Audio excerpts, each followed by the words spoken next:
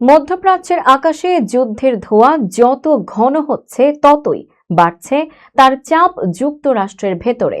যুদ্ধক্ষেত্র ইরানে হলেও এর প্রতিধ্বনি শোনা যাচ্ছে ওয়াশিংটনের রাজনীতি, পেট্রোল পাম্পের দামের বোর্ড আর সাধারণ ভোটারের পকেটে। বিশ্লেষকদের মতে এই যুদ্ধ এখন প্রেসিডেন্ট ডোনাল্ড ট্রাম্প প্রশাসনের জন্য ক্রমেই বড় রাজনৈতিক ও অর্থনৈতিক চ্যালেঞ্জ হয়ে উঠছে। ব্রিটিশ সংবাদ মাধ্যম দ্য টেলিগ্রাফ জানাচ্ছে, ইরানের বিরুদ্ধে মার্কিন সামরিক অভিযানে প্রতিদিন প্রায় $100 কোটি পর্যন্ত ব্যয় হচ্ছে। একই সঙ্গে মধ্যপ্রাচ্যের উত্তেজনার কারণে জ্বালানির বাজারেও তৈরি হয়েছে অস্থিরতা। ভার্জিনিয়ার আর্লিংটনের কাছে একটি গ্যাস স্টেশনে কাজ করেন 56 বছর বয়সী ইয়াম সিতৌলা। তার ভাষায়, গত এক সপ্তাহে প্রায় প্রতিদিনই বাড়ছে জ্বালানির দাম, কখনো 10 সেন্ট, কখনো তারও বেশি। গ্রাহকরা প্রায়ই জানতে চাইছেন কেন এমনটা হচ্ছে। সিতৌলা বলেন, মালিক প্রায় প্রতিদিন ফোন করে নতুন দাম বসাতে বলছেন।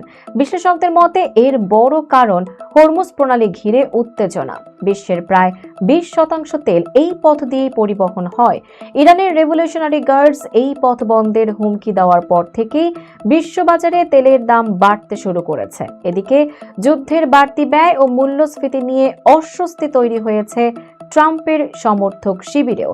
জনমত জরিপে দেখা যাচ্ছে, সাধারণ ভোটারদের বড় উদ্বেগ এখন জীবনযাত্রার ব্যয়। বিশেষজ্ঞদের মতে, যদি যুদ্ধ দীর্ঘ হয় এবং জ্বালানির দাম আরও বাড়তে থাকে, তবে তা ট্রাম্প প্রশাসনের জন্য শুধু অর্থনৈতিক নয়, রাজনৈতিকভাবেও বড় ঝুঁকি হয়ে উঠতে পারে।